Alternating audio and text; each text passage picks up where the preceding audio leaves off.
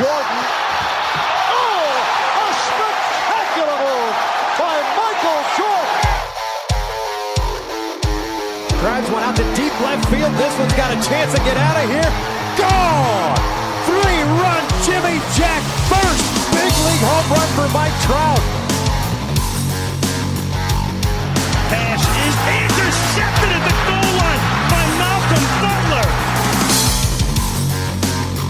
And an 81-point game, 55 in the second half. Ladies and gentlemen, you have witnessed the second greatest scoring performance in NBA history.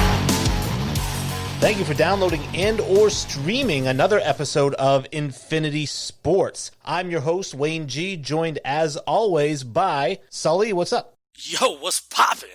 Hey, what about me, guys? And Jesse.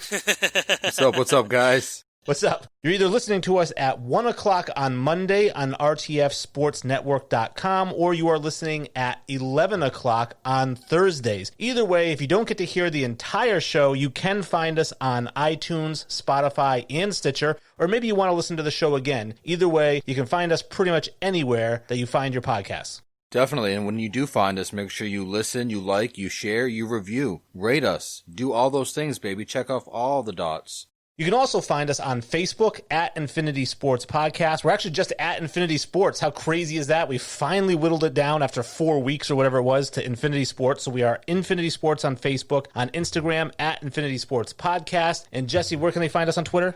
You can find us at Sports Infinity 5. Go ahead and find us on Twitter and argue with some of our takes, agree with some of our takes. Give us your opinions, people. It's a pretty big show today. We've got people on Facebook are dumb. We all know that, but we're going to make fun of some of them today. Me and Dan have a little bit of a disagreement about what makes the best hitter of all time. And, of course, we have our Infinity 5, and we're going to have Dylan on from on and off the field. So that's a really cool guest. But, as always, let's start things with the news.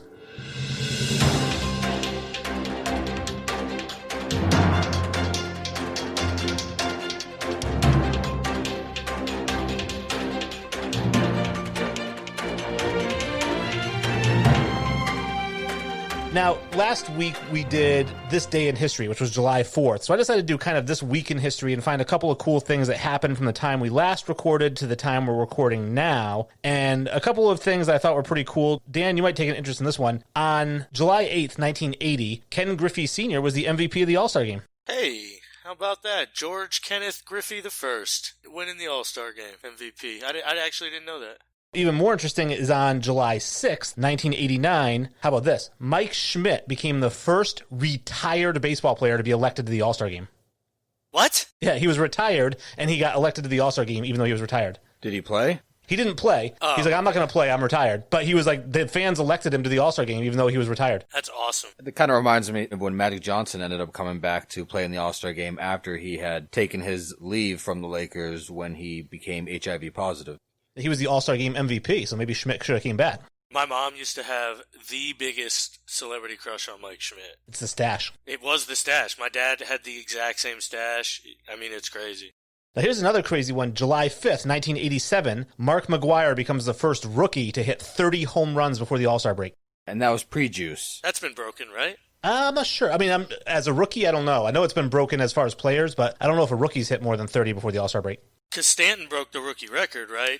I wonder if he broke it that year. I mean, I don't know. We'd have to look into that. That's a crazy stat. And yeah, I mean, you think this is pre-juice. He admitted it was pre-juice, right? Oh, no, he was juicing for a while. Oh, he was juiced from the start, yeah, because Canseco said he was injecting him. Yeah, that's right. And then the last one I have, July 5th, 1998, Roger Clemens gets his 3,000th strikeout. He would finish his career with 4,672, basically 1,000 behind Nolan Ryan. And you guys' top 5 pitchers all time? Oof. I think he's probably outside the top 5.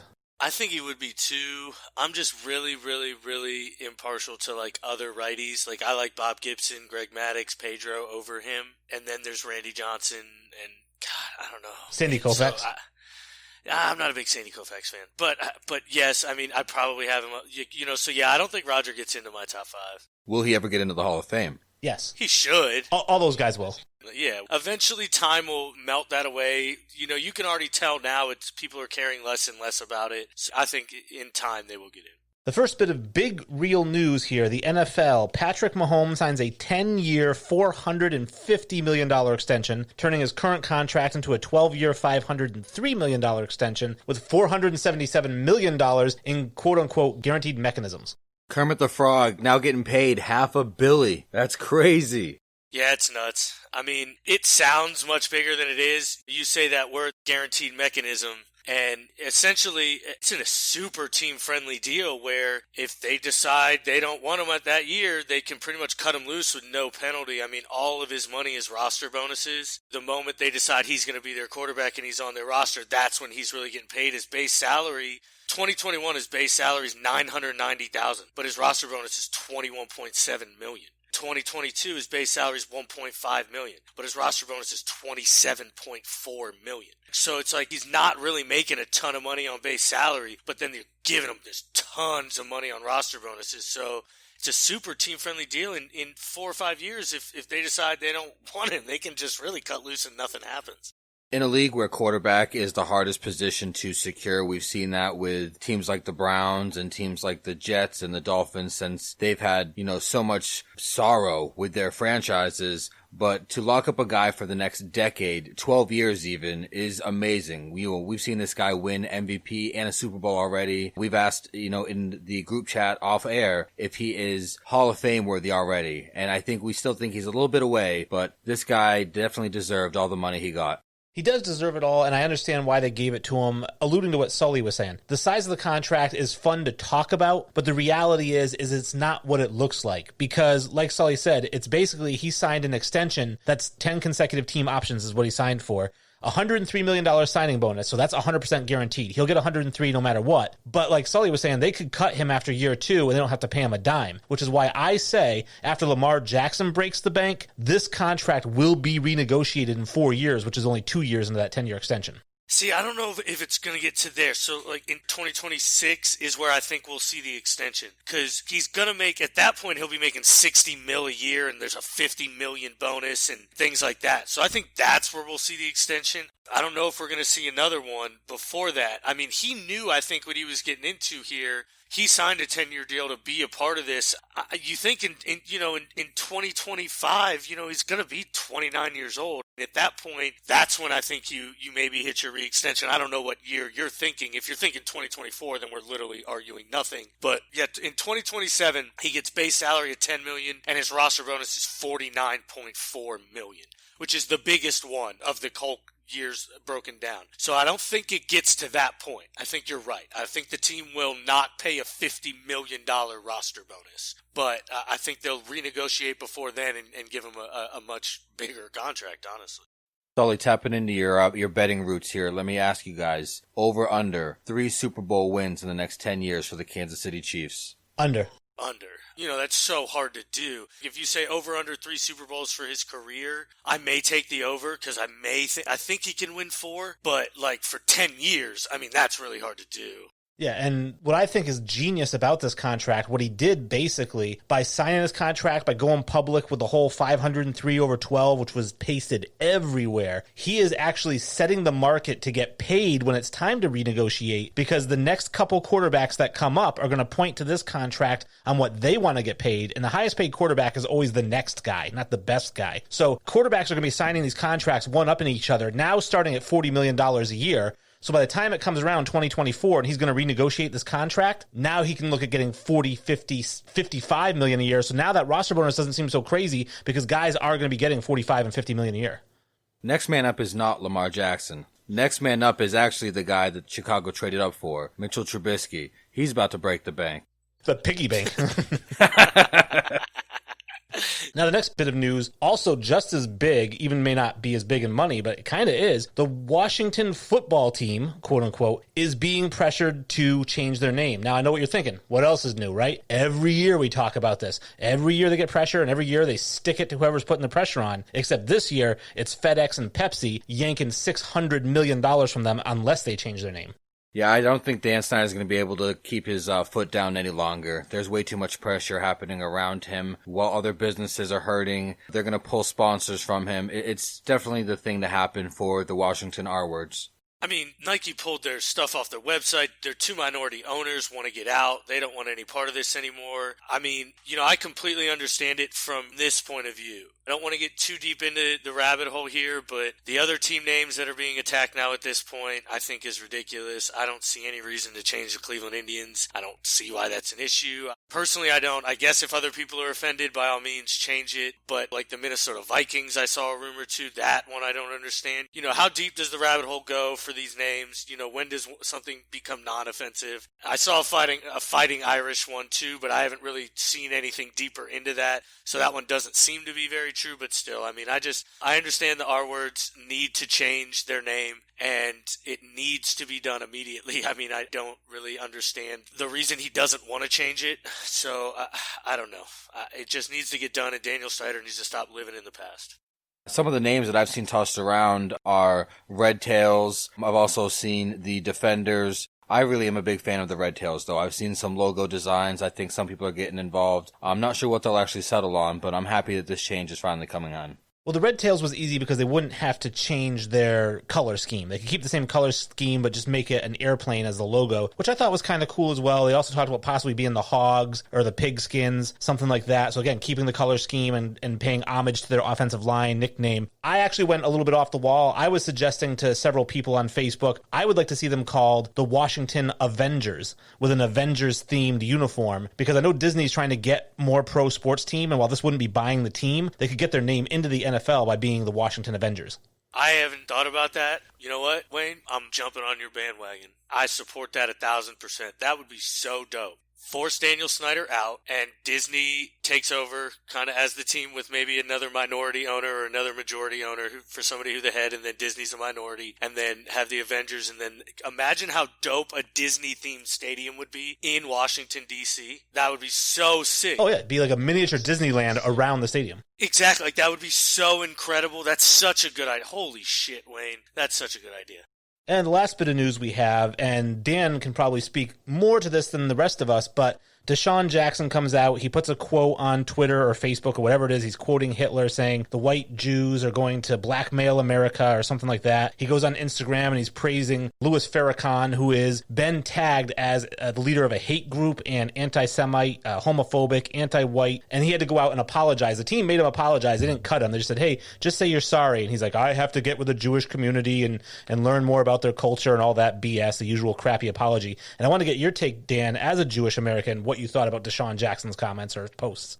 I mean, to be fair, he seemed rather ignorant about it and really doesn't kind of understand, I think, what he posted. But at the same time, I mean, should that matter? Like, I don't know, at a time like this, I mean, the guy has 1.4 million followers, and he's spreading so much hate. And it's just like, that can't be allowed. You can't let this happen. And I don't understand why this isn't getting the same backlash or the same attention it should, because I don't want it to defer from, everything that's happening. It shouldn't defer because this is an entirely separate thing. But then for Steven Jackson, who's essentially kind of the face of this movement, to come on and say that the NFL is racist for making him apologize and he supports and stands by everything that Deshaun Jackson said, I don't know. I can't get behind this. I can't support this. I don't understand how Deshaun Jackson isn't cut. If he isn't cut, I won't watch an Eagles game. I mean, I know that doesn't mean much, but, just personally for me, I won't. So, I don't know. I think it's disgusting. Yes, I know that Steven Jackson actually has a podcast, and I don't know if he's just trying to be the loudest voice that he can be, but he certainly shouldn't be trying to be pushing the agenda that he is on social media and actually going against the grain the way that he is. Both Deshaun Jackson and Steven Jackson need to take a long look at themselves and a longer pause before they hit submit on Twitter. I mean, I agree. I think everyone does, and it's just, I don't know. If something was said about African Americans in the same light or something negative like it was posted in the same light like this was, it wouldn't just be an apology and everything's fine. And I don't know, I just think that's kind of bothersome to me. And I understand, I understand what's happening right now. And again, I don't think this should take away from anything that's happening. But at the same time, people need to be held accountable. And I think that's what this movement is about more than anything, is you need to stop just saying, oh, it's okay, he didn't mean that. That's who this person is. You need to be held accountable for what you say and what you do and who you are, and I don't know. Now, something that isn't news is that Facebook people are stupid. They go on there, they put their crap, and you don't really need a minimum IQ to be on Facebook. And it's obvious every time you sign on, even on your friends list. Let's be honest, people, 8 out of 10 of your friends are morons, and they show it every day on Facebook. So we decided to go through Facebook and say, what are some stupid things that we've seen? And I think we've all seen a lot, right? Absolutely. There's some real shitty takes out there. Keyboard warriors. Now we're going to ease into this one. So this one's not really a hot take so much, but it's something that struck me. I'm part of a group called Sports Unfiltered that I was introduced to by our CEO, Michael Buckheiser, who we'll get to later. This group is basically a LeBron lovers group. That's what they should have called themselves, because everybody in there is a LeBron fan. And somebody had posted something to the effect of LeBron James' career numbers are 27, 7, and 7. They said that's only been done in a season, twice by Russ, once by Jordan, once by Bird. Nobody's ever done it for a season besides those 3 guys. And he's averaging it for his career. Now, on the surface, that's pretty good. I mean, those are good numbers, man. But I also commented on it. I said, well, Wilt Chamberlain's career averages are 30, 23, and 4, and nobody's ever done that for a season. Yes, super shocked you brought in Wilt. Well, his numbers are unarguable. No, I mean, you can't really, I guess, argue with what they're saying with 27, 7, and 7. But I mean, like, yeah, crazy numbers are crazy numbers. I don't get what their argument is. Like, what are they trying to say? They're trying to say he's the GOAT. Oh, because he averages 27, 7, and 7? Yeah. That's a weird argument. Like you said, I mean, you could, yeah, I mean, you could point to crazy career numbers all over the place. I mean, yeah, 27, 7, and 7 is awesome numbers. I mean, that's nuts, but I mean, I don't think that separates anybody and makes him a GOAT. I mean, the guy also choked and lost to an average Mavericks team for a title. And the next thing I came across on Facebook, and again, this is just stupidity, is somebody in Pat's Nation, you're embarrassing the nation. Get out of the nation. Go to another country. Because he says, I was doing some research online and I saw that Jarrett Stidham and Cam Newton both went to Auburn. Like, you had to look that up online, idiot? Get out of this group. To be fair, if I'm going to use a Sully line, New England doesn't really have a strong college football contingent, so we focus mainly on the Patriots. Those of us who are surface level football fans up here, we focus mainly on the Patriots, and they don't think about college football, so it's news to them when somebody gets added to their team. They have to find out everything about them. I'm surprised they knew which position Cam Newton played. yeah, I mean, plus also Cam Newton went to a bunch of schools, so did Jarrett Stidham. There's a great chance they played on the same team. So, Now, they came out with a boxing list. The Pugilist, which I think is a UK boxing publication, came out with a list of their top 50 boxers of all time. 2 that stood out to me were at number 39, Floyd Mayweather Jr., and at number 49, Mike Tyson.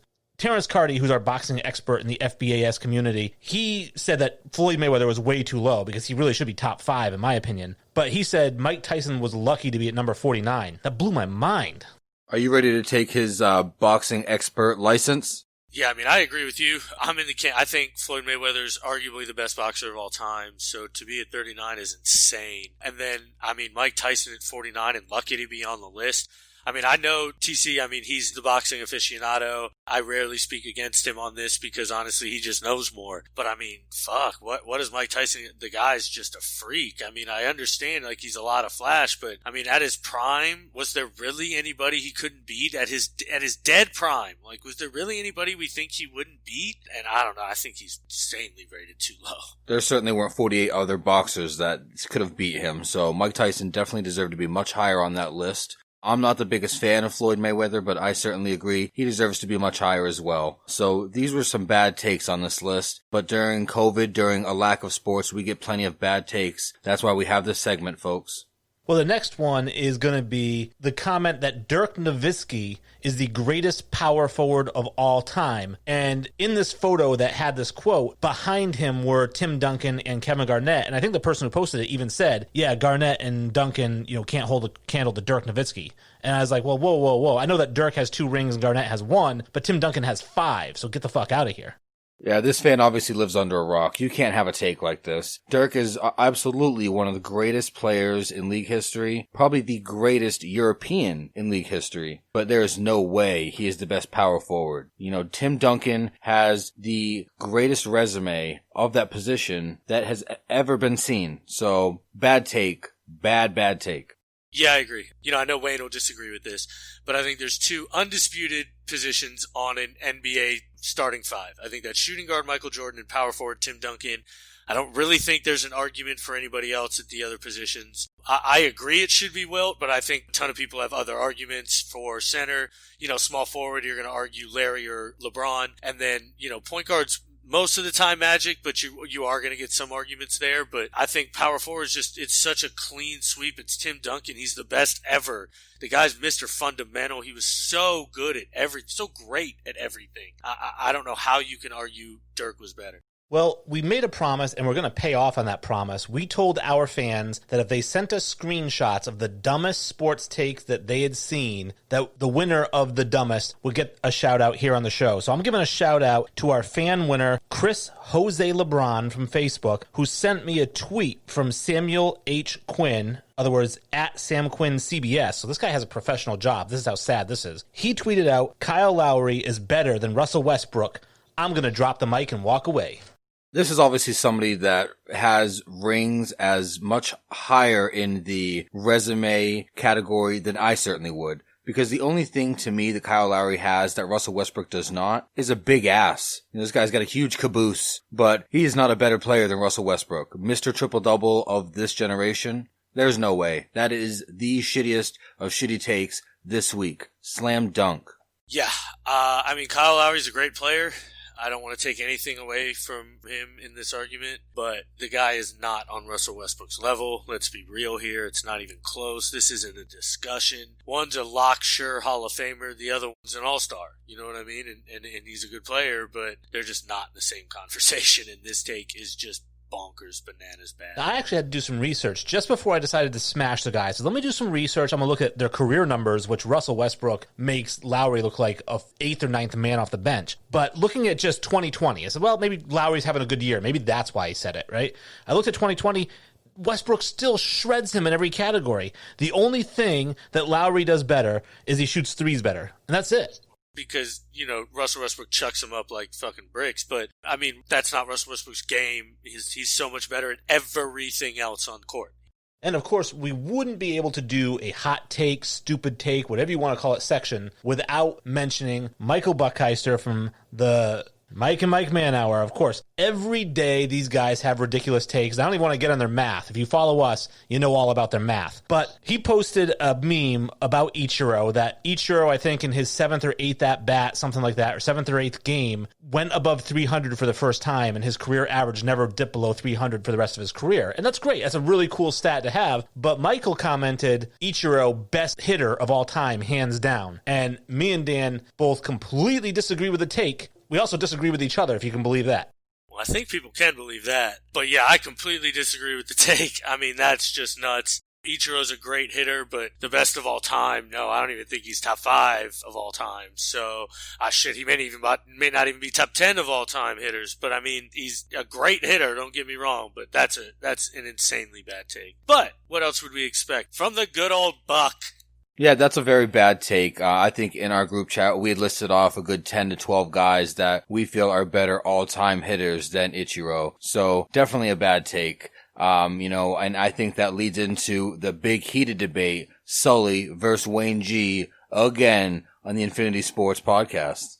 Well, my comment was that Ichiro's not even the best hitter in Mariners history, let alone Major League history, because I said Edgar Martinez is a better hitter than Ichiro. And that sparked a long, long string of texts between me and Dan. Now, I don't know if Dan's come around and we're going to just talk about something different, or if he really is sticking with the whole Ichiro's better than Edgar Martinez, because I got the numbers to back it up. Oh, yeah, no, Ichiro is definitely a better hitter than Edgar Martinez. Okay, so now do you have numbers to back up your statement? Because we're actually we agreed before this hand to say, all right, Ichiro and Edgar Martinez have identical batting averages because they're .001 apart. So we'll say that they're identical. Let's go over the rest of the numbers. What do you got? I have 1,000 more hits. What do you got?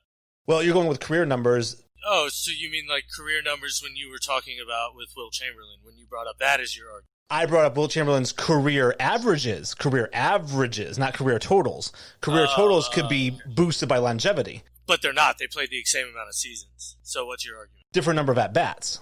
Well, that's not my fault. Your player's fucking injured and can't stay on the field. But that's why I go by percentages. But it shouldn't matter. My guy's available and leading the league every year in hits. That counts for something. That makes him a great hitter. 7 out of his first 9 years, he led the league in hits. that counts for something. I don't care if you think they're career totals or not. Edgar Martinez never led the league in hits. They both have 2 batting titles. True. So they're comparable in batting titles. They're comparable in batting average. So I know we're going to get into what makes the best hitter of all time, which is part of it's going to be batting average, but not the whole thing, because we're going to get into power numbers. And when you look at power numbers, Edgar Martinez fucking dwarfs Ichiro, and he's got the same batting average. Well, Edgar is definitely a better power hitter. That can't even be disputed. And I think that Ichiro is a better contact hitter. I'm in the camp that they're both amazing hitters. If you're asking me which one is better all-time hitter, I'm going with Ichiro. I want a guy who will hit more times often than not. And I think that is Ichiro. He came into the league at 28 and he blew up the league. You know, at that point, he was 3 years in the league when he broke an 84-year-old record for hits. It was actually, he had 262 hits. He's the only player to have 10 consecutive years of 200 hits or more. So this guy is not just a contact guy. He's a timely guy as well. You know, watching Mariners games, you know, you had to stay up real late, but this guy always had those clutch hits. So he's an amazing player. Both amazing players. The DH award is named after Edgar Martinez for a reason, but all-time best hitter for Seattle, that's Ichiro Suzuki. See, and that's my other argument also. Like, I conceded that Edgar Martinez is the better power hitter, but, you know, he's also a DH. You know, that's it was specifically his job to hit. Ichiro has more MVP win shares. He actually has an MVP. He has the actual higher season batting average, like total ever. You know, he hit 372 in that 2004 year where he had 262 hits. Yes, he doesn't slug for the same percentages, but that wasn't his game. You know, he also had 96 triples when Edgar Martinez had 15. You know what I mean? Edgar Martinez's game wasn't speed. I just think we have 2 different views on what makes a better hitter. I think in this instance, you're valuing the power more than the hits and runs, I think. And I think that's where we just differ. Well, because I'm valuing the percentage. Like Jesse said, he wants a guy who is more likely to get a hit. Well, Ichiro is likely to get a hit 31.1% of the time. So is Edgar Martinez. So he's not more likely than Edgar Martinez to get a hit. No, he just gets more of them. And Edgar walks more. And Edgar walks more. Agreed. Edgar walks much more. I agree than that. But, I mean, you know, walking isn't necessarily hitting. And I understand it encompasses hitting and all of that. Again, it's just I think it's just 2 fundamentally different views on what we see in a hitter. Okay, well, that is where we get into our debate of what makes the best hitter of all time. So, I know that you were giving me crap about the whole career numbers, and I said I go by career averages, but let's just get into it. When you look at what's the best hitter of all time, and I think you and I actually probably have a similar list of who the best hitters of all time are. We may disagree on these 2 people, but I think our list is probably comparable. What is your criteria for the best hitter of all time? I hate to say this, but it's a lot of like the eye test and what I've seen combined with a lot of things. Like, you know, Barry Bonds is my greatest hitter of all time. I just think his hand speed, his hand-eye coordination was just second to none. The guy got through the zone faster than anybody I've ever seen in this plant. Like, it's insane how quick he can get his hands through the zone. And he was also so dangerous. I mean, it was just eye-opening to see. I mean, obviously Babe Ruth's in there. You know, I think Ted Williams is up there. I don't think he's the best ever. You know, I think he's up there. You know, I think Stan Musial, Lou Gehrig, a lot of these guys that were able to do a lot of things, not just one thing. That's why, like, yes, I think Ichiro's a great hitter. I wouldn't have him in my top 10 hitters of all time just because he doesn't add power. You know what I mean? You have to do everything.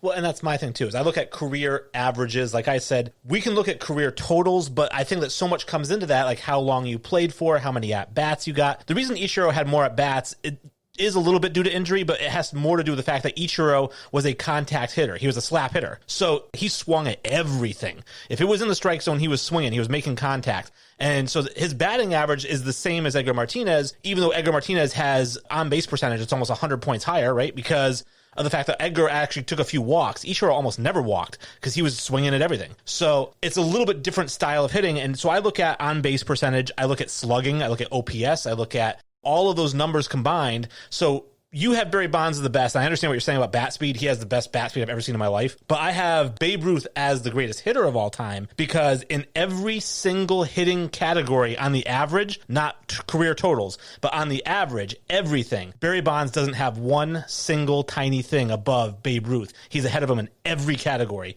including home runs per year. Let me tell you about the tiny thing that you didn't see was the fact that Babe Ruth never played against players like Barry Bonds. Exactly. Never played against players of Hispanic background. Players, that just flood the leagues right now because of how talented and amazingly skilled they are. Babe Ruth never played against that level of competition, and that's why, to me, I can't put him as the best hitter of all time. I do agree with you, Sully. Steroids or not, there is nobody that has better hand-eye coordination and better hands than Sir Barry Bonds. He deserves to be in the Hall of Fame. And I have the same exact argument. I mean, yes, Babe Ruth's numbers dwarf everyone. Did the guy have to face the same kind of pitching that Barry Bonds is facing? Like, did he have to face the same kind of athletes on a daily basis? And no, the answer is no. But I get like competition similar, and maybe Babe Ruth wasn't the same athlete, but I don't know. Like, I to whatever degree it may be, I still respect the older generation, don't get me wrong, because Rogers Hornsby and Ty Cobb and all those guys are still in my best hitters list, but it's taken with a grain of salt. Like, I've got Mike Trout in there too. I think that these guys that are playing now, are just better athletes and better baseball players. That doesn't mean the past isn't great, but in comparing Barry Bonds to watching Babe Ruth footage, do you really think Babe Ruth's a better hitter? Like, you watch Barry Bonds swing the bat and you don't think he'd fucking hit for 380 in 1906? Like, are you kidding me? Wayne, let me go ahead and let me take that question and raise another question here. I think it's a better question. Who's your second and third best hitter of all time, Wayne? Well, so second I'd have Barry Bonds. Well, yeah, I knew that. And number three is? Oh, number three, I'd really have to dig in. I mean, it could be Mantle. It's going to be somebody with power numbers, because it's not going to be somebody like Tony Gwynn. I love Tony Gwynn. He's fantastic. Great contact hitter. He's in the Ty Cobb category. But when I think of best hitter, I think best all around, which includes the power numbers. So it would probably be somebody like Mantle or Ted Williams or somebody like that had 500, 600 home runs.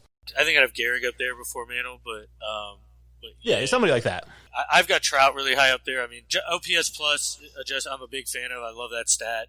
And the top five of those are Babe Ruth, Ted Williams, Barry Bonds, Lou Gehrig, Mike Trout. And I don't hate that list. Granted, that wouldn't be my list, like, exactly. But, I mean, if you were going to name five guys who were the top five hitters, like, you wouldn't hate that list. You know what I mean?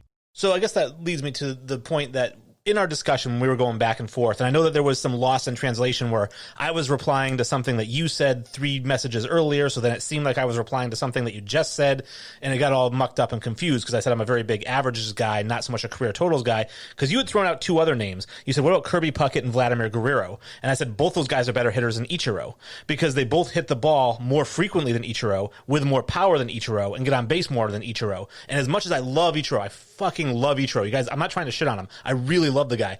But because they have better batting averages and they have better power numbers, that makes them a better overall hitter to me than Ichiro is. Sully, are those two better than Ichiro all time? I'd have to really look deeper into it. Off the top of my head, I would lean to no with Kirby. I know Vlad's got the MVP, so like it's tough to argue there. But Wayne, you talked about a guy that swings at everything. That's Vlad. When you mentioned Ichiro swinging at everything, that is Vlad Guerrero. Yeah, but Vlad still has a 380 on base percentage, to be fair. Vlad's a monster. Vlad was probably a bad one. I mean, I hate Kirby Puckett, so I mean, I'm never going to have him in one of my top hitters lists. But, I mean, like, you know, he literally had 1,000 less hits. So at least he had 200 hits in multiple seasons. So, I mean, I would have loved to see Kirby Puckett stay healthy. If Kirby Puckett stays healthy, he's definitely a better hitter. Well, yeah, his career average is 318 to 311, so that means that he was going to get out less times than Ichiro would get out. Was he, though? I mean, if you look at Ichiro's numbers, like, legit look at him, he falls off a cliff at 37, 38 years old, and he still plays to 45. And so, I mean, like, Kirby stopped at 35. So if Ichiro stops there, so if you look from 2011 on, he never hit over 300 again. He hit 272, 280, 262, 280, 220, 290, 250. Like those things plummeted his average from 37 to 45 when nobody else is playing baseball. Let's be real. Like nobody else is. But he still was. So, I mean, at 36, if you end his career there, the last year he hit 315 with a 360 on base percentage and a 394 slugging. And had 200 hits. I mean, he's a different ball player. You know, he looks much better. You know what I mean? So I think that's kind of my argument. Well, no, you're saying that those last few years really dragged him down, and I'm agreeing with you because you're saying that at his best, or even up until he really started to age, the guy was a consistent 315 to 360 hitter. And in that case, yes, I would say that he's a better hitter than Kirby Puckett, who was consistent at 318 to 325 every year, but never had those 370, 360 years. But I'd still take Vlad over Ichiro just because of the 440 home runs. Like we have done over the last few weeks, we will be covering yet another division of the NFL. Today's division is the NFL West. We are joined by diehard 12th man of the Seattle Seahawks and host of On and Off the Field right here on the RTF Sports Network, Dylan Moran. What's going on, Dylan? Thanks for joining us. What's good, boys? Dylan, before we dive into the NFC West, why don't you tell our listeners a little bit about On and Off the Field, what you guys typically talk about, and where they can find you. That's a lot of stuff, but I'll give it my best shot. On and Off the Field with Durf and Dylan. Durf is my co-host, which is just Fred backwards. His real name is Fred. We're just a simple NFL podcast. We try to talk about the other sports, but we normally fail at doing so. But mainly an NFL podcast, and then the off-the-field portion is whatever money we make generally goes towards charity, which right now our current charity is the Boys and Girls Club of America, and you can find that fundraising effort on our website, onandoffthefield.com, and you can catch the show on the RTF Sports Network Tuesdays live from 7 to 8 p.m. Eastern Standard Time, and Fridays 11 a.m. to 12 p.m. you catch our recorded show. And then it's, on YouTube and iTunes and all the other places you can find it. Yeah, Dylan, I had no idea, man. That's huge, man. I had no idea you guys did that on the show. I truly didn't. We do our best. And that's absolutely incredible. My hat goes off to you guys. That's a really kind of stand-up shit, man. That's incredible. Thank you so much, and, you deserve a lot of props. Yeah, we can't wait until we start actually making a lot more money so we can put it towards it. But, $25 at a time is not bad. Anything helps. It really does. I mean, the fact that you guys even do that and use your platform in that way is honestly a big thing. And I think it kind of just shows the people you and Durf are, man. So that's really cool. Thanks, man. How'd you land on the Seahawks? I landed on the Seahawks, oh boy, let's see here, 15 years ago, after they went to the Super Bowl against the Steelers back in the day. The Seahawks got hosed in that Super Bowl. Oh, 100%. I was only, I think, oh boy, let's do some math, maybe 10, 11 years old. And it was like the real first time I understood a football game. And I just started rooting for a random team. I could have either been a Steelers fan or a Seahawks fan from that day on, but I picked the Seahawks. Why not? I picked them, and I've just stuck with them ever since. Well, Durf probably enjoyed our take last week. I know most of us are big fans of Josh Allen here on this show and really think the Bills are a really great team. So what's your take on the Bills? I mean, I like them. They have a great defense. Josh Allen's a good kid. I've always loved Cole Beasley, even when he was in Dallas. He's just a great route runner, pass catcher. He's just a guy you love in the slot. I love John Brown, and then adding Stephon Diggs is absolutely insane. And then even the backfield, they draft Zach Moss, and they have Devin Singletary. It's a great team. There's no reason why that team should be bad. It just all lies on the shoulders of how well Josh Allen's going to play. That's the end story. Now, real quickly, do you think they take the division this year? You think it's their year? I do. Unless there's some kind of weird magical voodoo stuff that New England pulls, the Bills should take it handedly by 2 or 3 games. Take that, New England fans. Sorry. I don't know if you've heard, Dylan, but the Patriots magically signed Cam Newton. What will be magic is if he actually touches the field and he's 100% healthy and he's the Cam Newton of like 2015 or whatever that year was. If I see that, then yes, 100% magic, but I'm going to just say it's a fluke for now. Well, we are talking about the NFC West, and because you're such a big Seahawks fan, what we usually do is we go team by team, what we think they're going to finish with for a record, if there's any particular game that stands out during the season, and then after we go through all the teams, we'll go with the most valuable player, least valuable player. So you're the Seahawks guy. I wanted you to kick it off and let us know, what is the record going to be for the Seahawks this year? Probably 11-5 at the most. 10-6 would not surprise me, since there's usually a stupid game in there that they lose, especially early in the season. Like right now, I would say they win week 1 against the Falcons, but they could easily drop that game, and that could result in their 10-6 season. But I'm going to go 11-5. It's unfortunate the virus is a thing, because I really wanted to see them play in Buffalo on November 8th. That was something we were really looking forward to doing. But it's going to be it's a pretty tough year. They have kind of a middle-of-the-road schedule. They're just kind of getting better, with the exception of the offensive line. I have a lot of high hopes for this team, unfortunately. Wow, Dylan, I can't believe we brought on the NFC West expert and the Seahawks expert, and you have them doing worse than I have them doing. I've got that team going 12-4. I think they have a loss coming with the 49ers, a loss coming with the Cardinals, the Cowboys, and I honestly think they're going to lose to your buddy Durf's team, but 12-4 is where I have the Seahawks winning that division. You know, it's fair. I'm fine with 12-4. I'm not going to go 12-4 because I'm negative on my own team. I think a lot of fans of their teams have negative outlooks on them to a certain degree, so I'll just stick with my 11-5. I could see 12-4, but I could also see 10-6. As long as they have double-digit wins, I'm happy. Yeah, I mean, I got them going 12-4 also. I mean, I think this is a really, really, really good ball club. I'm an enormous Russell Wilson fan. I think he's just the bee's knees. And I really do think San Francisco doesn't take a step back, but I just don't know if they're going to be on the same level as they were last year. So I just think Seattle's that deal. I'm a big Tyler Lockett fan. I just really like what they do down there, and I think they're going to win that division at 12-4. I have them at 12-4 as well. I have them losing week 2 to the Patriots, of course. I have them losing to the Cowboys because I think that offensive firepower is just too much, and I have them splitting with the Cardinals and splitting with the 49ers. Those are the 4 losses, and I have them at 12-4. Now, the NFC West, I think, is the powerhouse division in the NFL. I have 3 really good records coming out of that, and so I'll go, you guys mentioned the 49ers. I have them at 12-4 as well, so they're going to match with their 4 losses. So I have the 49ers losing to the Packers, losing to the Saints, splitting with the Seahawks, and splitting with the Cardinals.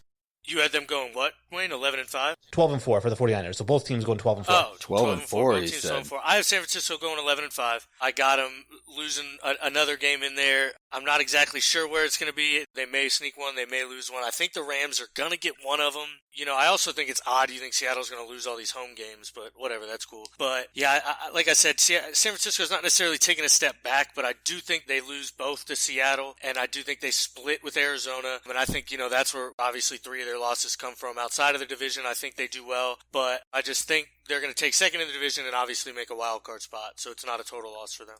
Dylan, you think that Jimmy G and the 49ers are getting double-digit wins this year? Yeah, I think the 49ers really lost some very key pieces on both sides of the ball this offseason. They lost Emmanuel Sanders, their veteran wide receiver, which is virtually their only veteran wide receiver, and then they lost DeForest Buckner on the line. And now, breaking news apparently is Raheem Mostert is actually requesting a trade, and they already got rid of Matt Breida, I believe. So now if he actually does get traded, they're down to 1 running back from last year, which was their offensive strength, was their running game.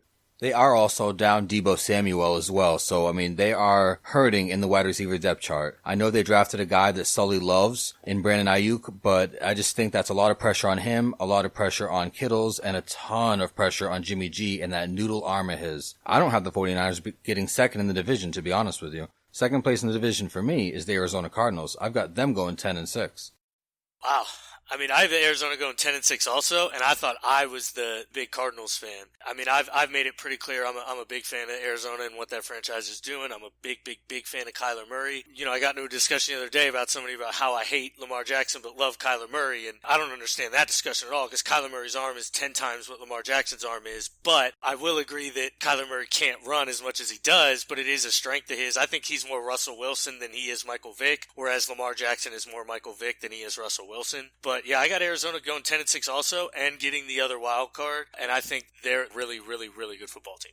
Yeah, so San Fran ends up going 9-7 in my proposal here. You know, the NFC West is a very tough division. I think that their offense is going to suffer too much with these losses. They are a very good team, but in this division, I don't see them getting double-digit wins, especially with the uprising I see with the Cardinals. That offense is just way too powerful. So, Dylan, what do you have for the Cardinals? You know, I have to do a lot of reevaluating of these because a lot has changed just in the past week, maybe 2 weeks for all of these teams, except the Rams. They just suck in general. But 49ers and the Cardinals, things are just going up and down with the Cardinals getting Hopkins now. They're just trending up a lot. And I'm looking at their schedule. Unless something crazy happens, I don't see why they couldn't be another 11 or 10 win team. 11-5, 10-6 could definitely be within their wheelhouse with maybe splitting one with the 49ers. They do have to go up against the Bills and the Patriots, you know, that the AFC East there. It's not that tough a schedule, to be completely honest. This team could really surprise a lot of people. And that's what I was going to say to Dan and Jesse here is I'll see your 10-6 and raise you because I have them 11-5, and I think that they are going to finish third, but I still think they get a wild card at 11-5. So you have 2 teams going 12-4 and 1 team going 11-5 in the division. Correct. and yet they're all splitting with each other too. The Rams better be 1-15 in this division, Wayne, or we're gonna have some. Yeah, they're not good. Yeah. No, I mean, shit. Well, how not good are they? I have the Rams going 4-12. I have them beating the Giants because that's another terrible team. The Skins, another terrible team. The Jets, and I do have them taking one of the Cardinal games. So 4-12 for the Rams.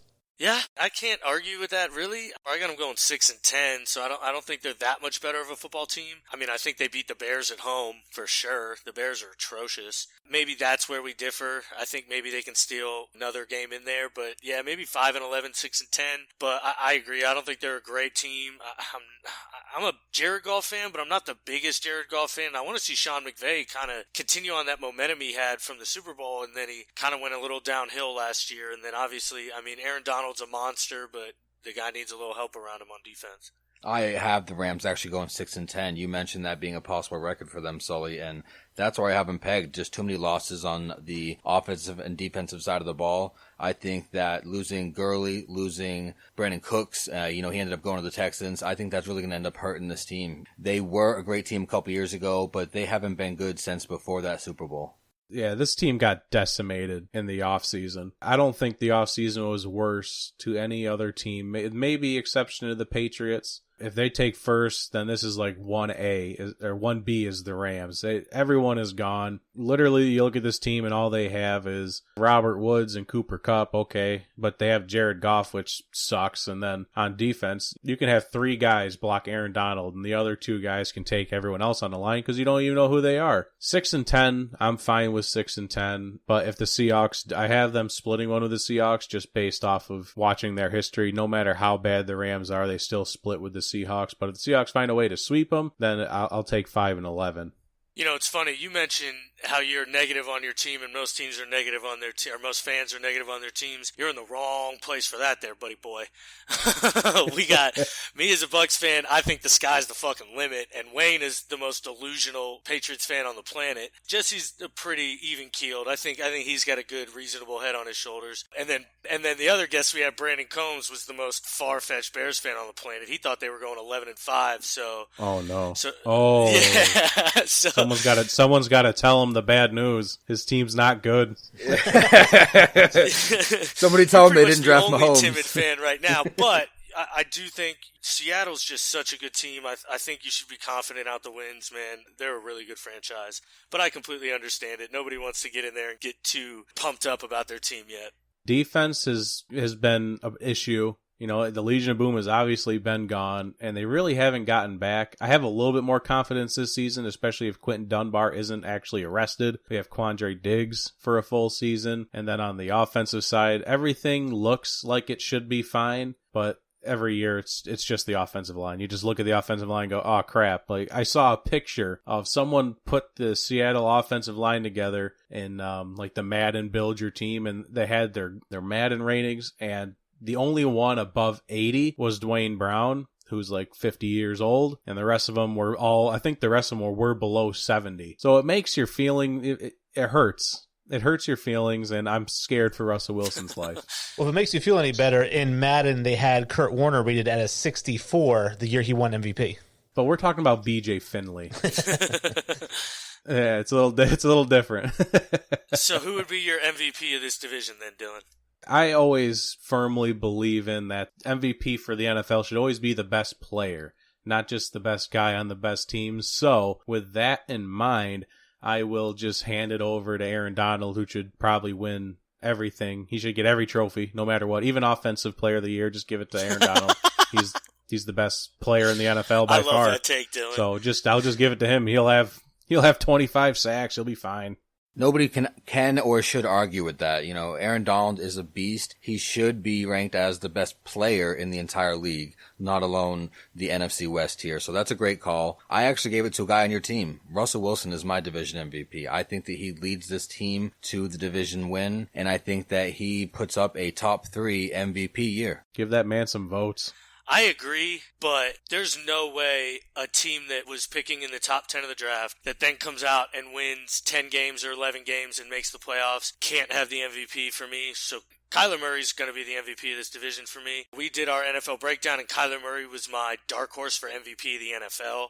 I think the guy's going to put up stupid video game numbers in this offense. I really do love the kid. I think he's a winner. I think he's a ball player, plain and simple. I think he can play football. So while I do agree Russell Wilson, is probably also deserving, the guy who led his team to plus 8 wins or plus 9 wins from what they had last year is probably what I'm going to go. Yeah, and I think that with my MVP, again, I knew Russell Wilson was going to be a popular choice. I think Kyler Murray is great. He probably would have my second choice. I think we all know that aside from Jarrett Stidham, I like him more than Stidham, so he might be my favorite quarterback in the league. But I went a little bit differently because the 49ers, I have them 12-4. They could win the division. They could be the wild card from the division. Either way, I've got Nick Bosa as the MVP. I think he gets 15.5 sacks and 4 defensive touchdowns this year. 4 defensive touchdowns? Jesus Christ. Oh, no, I'm sorry. 1 defensive touchdown, 4 interceptions. Oh, 4 okay, interceptions. okay. Hey, that could be 4 pick sixes. You never know. Still, that would be impressive as shit. I don't hate it. Obviously for a defensive player to win, it takes an incredible season like that. But, if 2 guys can do it, it's Nick Bosa and it's Darren Donald, to be fair. I mean, let's be real. Those 2 guys are freaks of fucking nature. So, Dylan, who would be your least MVP? Man, I hate to keep picking on the Rams. Pick on him. Yeah, I feel like it has to be Jared Goff. Ever since even the Super Bowl season, he had a couple of good games here and there where he's lighting up some bad defenses. And then ever since the Super Bowl, I don't know if it's the offense. I don't know if it's just people figured out what they were doing, or if Jared Goff just really, really regressed. Whatever the case may be, he looks like he doesn't belong in a starting role right now. And there's no reason why that shouldn't continue, especially with Brandon Cooks being gone. And Todd Gurley being gone. I absolutely agree, Dylan. He's my least valuable player for the division. This guy hasn't been good in years. That shine has definitely worn off on the offense. I'm starting to question McVay and how smart he is. He's got a great memory, but let's see you put it together on the field in a continuous basis. So he's my least valuable player for the NFC West. Sully, who you got? I did it before, and I'm going to do it again. My LVP is going to be least valuable person, and it's Sean McVay, because I think he's more to blame for Jared Goff's regression than anybody else. I mean, I think from the looks of last year, teams have kind of figured him out, and if he doesn't come out this year and do something different, then I think people are going to really start to question whether or not he's for real. Obviously, going 5-11 or 6-10, or if Wayne's got him going 4-12, he didn't figure it out, and I think his seat starts to get really, really, really hot there in Los Angeles. So I got Sean McVay, actually. I have a similar route of least valuable person or persons. And again, with the Rams, if they're 4-12, it's got to come from that team. I don't have it as Jared Goff because I do like Jared Goff. I think he has every single tool that you want in a quarterback. So his lack of success, I don't feel is his fault necessarily. And so for this 4-12 team, I'm actually giving the least valuable persons the Rams backfield of Cam Akers and Malcolm Brown. I give the over-under on them, 950 yards, and I take the under. Combined. They are going to get pummeled. Wow. Oof. It's not going to be a good year. It's going to be a bad year. Yeah, I mean, if you're going to put it on a unit, I think it's pretty fair to put it on a running back unit of all the units. I mean, I think their offensive line is... You talk about bad offensive lines in Seattle, Dylan. I mean, Los Angeles line is atrocious. That thing is bad. And so, I mean, I think that's where, a lot of the fault will lie with that team. So, to put it on the run game, I think is a little... I'm not going to lie, man. I think it's a little soft. They've got, the least effect on a game to me. So we got the whole division broken down. We've got a bunch of different takes here. We got MVPs, LVPs. I like that they were all different and they weren't uniform. I did want to thank Dylan for joining us for this segment. It's been a lot of fun. Thanks for coming on and playing with us. I know we're not always the easiest, but I think we were pretty easy today. Hey, I had fun. I love it. Yeah, go Hawks.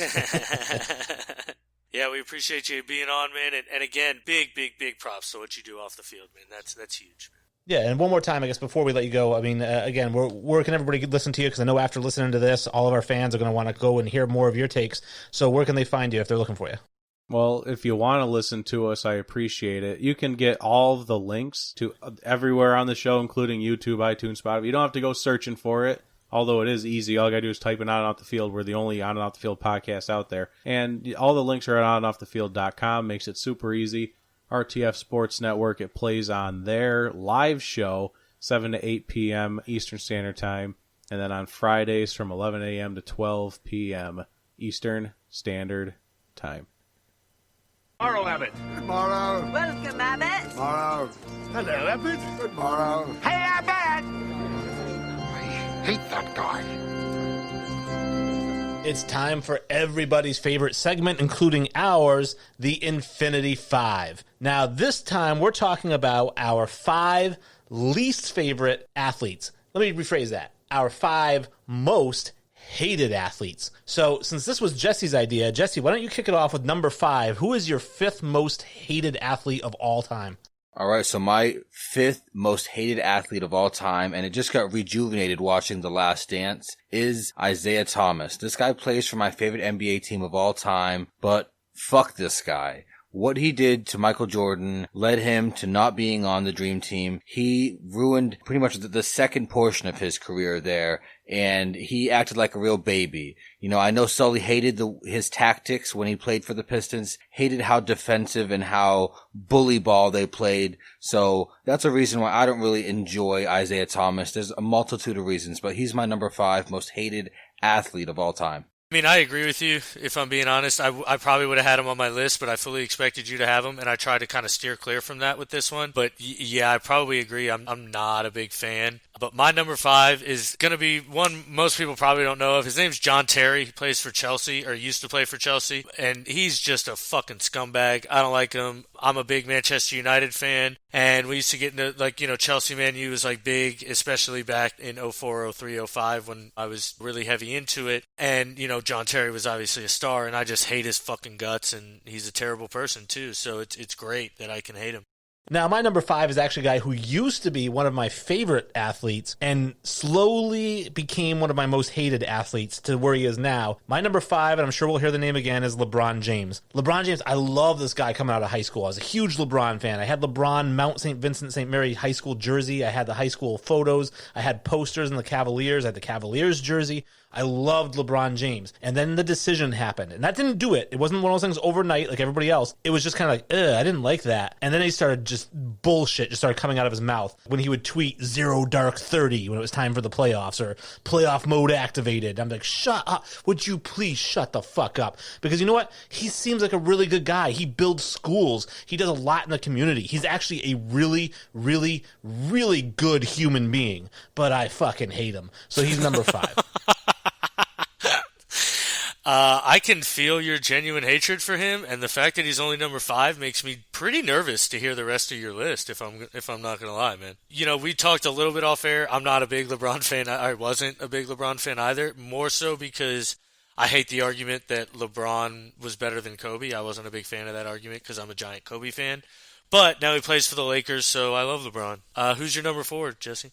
My number 4, and Wayne, you're definitely going to know this guy, is Gerald Henderson. He played for that fucking Duke team that broke Tyler Hansbrough's nose. Tyler Hansbrough is my favorite Carolina Tar Heel player of all time. He is Psycho T, and Gerald Henderson broke his nose in the middle of a game, and it's just one of the most iconic moments for me. I wanted to fight Gerald at that moment, and I hate him for that. I hate Duke, but he's the player I hate most. I mean, I tried to think of other players on Duke that I hated, but he's the one that I hate most. Wow, more than Leitner, huh? Absolutely. I mean, I wasn't really around for Leitner, so I mean, I can't really say that I hate him for stuff that I wasn't around for. You know, I'm trying to think of, it was John Shire, JJ Redick. Who's the one that's tripping people these days? Grayson Allen. Yeah, he's a douche as well. So I mean, I could have made a starting 5 of Duke players, but you know, the one that tops of all the lists is Gerald Henderson. Yeah, I mean, you could just list off any Duke player, and he's probably a scumbag. So I mean, I agree. Wayne, what's your favorite college basketball team again? Mine's Duke, of course. Yeah. Oh, shocker. I don't take it personally. I mean, everybody hates the champs. Everybody hates the best team. My number 4 is the scumbag face licker himself, Brad Marchand. Man, I fucking hate this guy. He's just such a pest. It's partially too because I respect his game. I think he's a pretty good hockey player, and I hate Boston in general. Foreshadow. So I'm not a big fan. And Brad Marchand just tops the list. The face licking and just the weird. Oh, in a sport where you can beat the shit out of a guy. God, I wish I could play hockey and beat the fuck out of him. As a Bruins fan, I don't like some of the punk things that Brad does, but he's certainly a nifty goal scorer, so not going to be on my list. You won't find a New England athlete on my list. I'm going to piggyback off of Dan there. This one's a little bit of a cheat. It's kind of a group of people more so than a person. I went with goons in hockey. I fucking hate goons. I hate fighting if it's not necessary. Just to go, send a guy out there just to fight. He has no skills. He can't handle the puck. He can't put it in the net, but he can throw fists. Get him the fuck out of the league. I love Olympic rules where there is no fighting and it's all skill, nothing but skill and more skill. I don't want to see all the bullshit goons. Get goons out of hockey. I fucking hate them. You got beat up a lot as a kid, didn't you? But it's because I ran my mouth. I kind of deserved it. No, and to be fair, I honestly think goons are dying. Like, yeah, they're still fighting, but I mean, we have like less and less goons. I mean, roster spots are more and more imperative nowadays, and I don't disagree with you, but I mean, I love fighting in the sport. I think it has its purpose, to be honest with you. You still need to protect your stars in a league where you can check and hit and hurt people. You still got to have somebody to protect your stars. I really think you do. So, I don't know. I may disagree with that one. All right, so number 3 on my list is a guy that many revere is a top quarterback of all time, but I hate this stupid forehead, and it is Peyton Manning. A guy that rivaled Tom Brady's career. They always tried to compare the two, and I never even saw the comparison because he was gifted Marvin Harrison and Reggie Wayne. Well, Tom Brady's over here with Jabbar Gaffney and other random players. Troy Brown, who is an amazing all-around player, but certainly not the likes of those two Hall of Fame type receivers that Peyton had. And then he goes and wins a second title on the back of that amazing defense in Denver. So I hate that he's always been compared to Tom. I don't like Peyton at all. Him and his giant-ass forehead can stay away from the league and away from my TV. I love Peyton Manning. I mean, I just love his personality. I think he's hilarious. Peyton's Place, the show on ESPN, I think is great. If you have ESPN Plus, watch it. I think a lot of them are fantastic. I think some of his commercials are stupid, but I mean, I love him as a personality. I don't get how you can dislike him. He's such a such a happy guy. I don't know. I get it because I mean, I understand being compared to Tom Brady. I guess where the hatred comes from, but he shouldn't be compared to Tom, so you shouldn't. Well, I was just going to say, too, that I'm betting that Jesse is a lousy poker player because rule number 1 of poker is check emotion at the door. And I don't know a more emotional person. It's like, oh, they're comparing him to Tom Brady. I fucking hate him.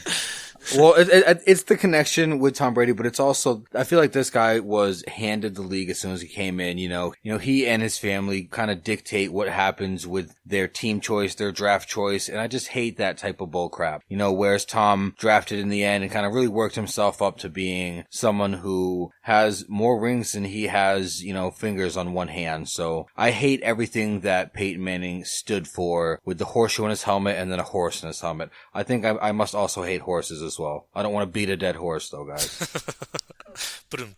So my third is going to be, I guess, a group too, and it's those cheating, scummy fucking Astros. I hate them, especially Altuve and Bregman especially. I hate them. They just suck as people, and they cheated and won a title because of it. So I'm not a fan. I don't hate the Astros. Oh, shocker. We are definitely getting to the top 3, which means we are into the bags of shit section of my list. And my number 3 is Albert Hainsworth, because what a horrible piece of shit human being this guy is with everything he did off the field. But the thing that really turned me on him, the thing that really made me want this guy to just get hit by a car was that game against Dallas or maybe he was playing for Dallas and he was on Tennessee. They were playing Dallas. And the guy's helmet comes off and he stomps on his head without a helmet. Andre I was Giroux. like, what the hell's the matter with this guy? Like, just as much as people say Ndamukong Suh's a dirty player, nothing like this. There was nothing like this. I hate Albert Hainsworth because of this. Suh and Hainsworth both almost made my top 5. I mean, that play by Hainsworth that you mentioned, Andre Giroux was the player's name, and that nobody will ever forget that if they saw it happen. I mean, that's legit assault. You're 350 pounds, you're stomping down on a man's skull with metal cleats on. Like, are you fucking kidding me? I don't know. Like, I don't know what can go through your head to where, like, and I've been violent. Like, I've gotten in fights. Never have I been like, I'm gonna stomp on this fucking guy's head on national television. What are you doing, you psychopath? Like, that guy's a scumbag.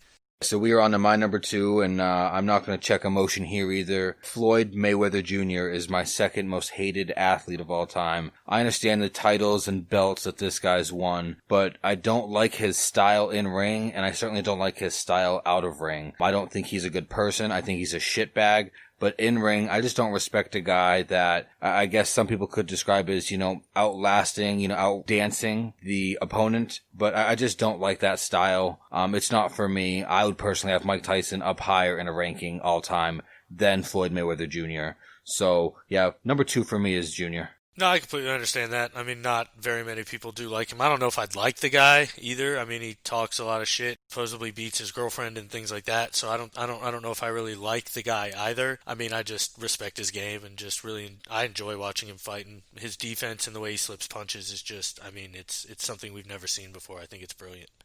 My second is, it's Ty Cobb, but I'm gonna throw in an honorable mention because Deshaun Jackson has now made my list because of his recent comments and things he said. But Ty Cobb is one of the all-time biggest scumbags ever in the history of sports.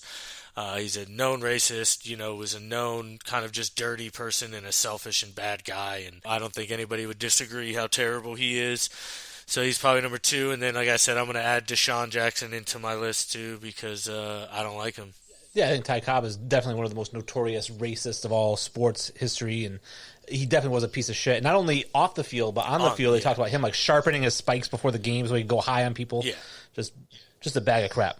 Now, my number 2, I'm with you, Jesse. My number 2 is Floyd Mayweather as well. Not because of what he does in the ring. I don't care that he dances around. I think he is the greatest defensive fighter of all time. So I'm not going to bag him for what he does in the ring. As a professional athlete, inside the ring only, I don't really have a problem with him. But outside the ring, it's not just the bravado, because there's something about being arrogant and being likable. I consider myself one of those people who's arrogant and likable. But when you're arrogant and not likable, like when you beat up your girlfriend in front of your kids, when you get a bunch of money in a payday and you say, yeah, the first thing I'm going to do is bail out Suge Knight, who murdered somebody, you're just a piece of shit, and he can't read, which is probably why he's so stupid. So he's a stupid, illiterate piece of shit who thinks he's the God's greatest gift. I just fucking hate it. I love that. It's like my emotion poured into Wayne there, folks. Bottle that up.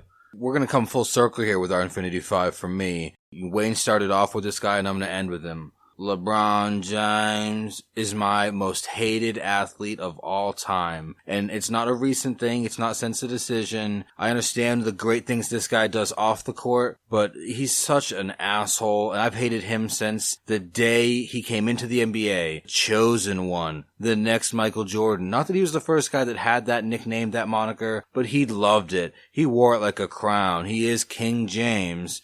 I hate this dude. I hate the ring chasing. He didn't create the big 3, but I did think he expedited and highlighted the team building and the way that the NBA players had more ownership of what they do and how they build their future. So I blame him for kind of just changing the way the league is played now and built, but I hate the dude for his chase of Michael Jordan. Michael Jordan is the greatest of all time. I mean, he is. I don't know if he'll end that way, though. Sully, fight me. And, I understand the hate for LeBron. I really do. But I don't know. I think it's tough to just kind of not respect and just watch in awe of what he's doing. I don't really care if you go to a team to win a championship. That doesn't bother me. So I don't mind that whole aspect of it. I get why it would bother you, though. So, I mean, I understand your argument. You guys aren't going to like this, but my number 1 most hated athletic thing of all time is a tie between Philadelphia fans and Boston fans. You guys fucking suck. All of you. That's true. All of you that is true. Suck. I swear to God, you're the worst people on the planet. You are the biggest homers. You don't listen to any kind of anything. You're just so myopic on your views, and I hate every single one of you. But you two are great. I will say that. You two are fantastic. But yeah, in general, I'm a big Rays fan, obviously, and that Phillies series was a rough one, and so I don't enjoy Phillies fans. And, the Clearwater Phillies are down here, and I just do not enjoy it at all. They're a big knock in my saddle. And then obviously Philadelphia Eagles fans are just the worst. I mean, let's be real. They're the worst people on the planet. So, and then Boston, you got New England, you got the Bruins, and I mean, you got the Red Sox. Who can't you hate? So, I mean, it's just, they're the worst people ever. I completely agree with you on the Red Sox fan. I'm Boston fans in general. I'll be honest with you guys. I wasn't always a Patriots fan growing up, even though I grew up in the area. It kind of like grew on me, but I fought it. I fought it with every ounce of my being because I hated fucking Boston fans.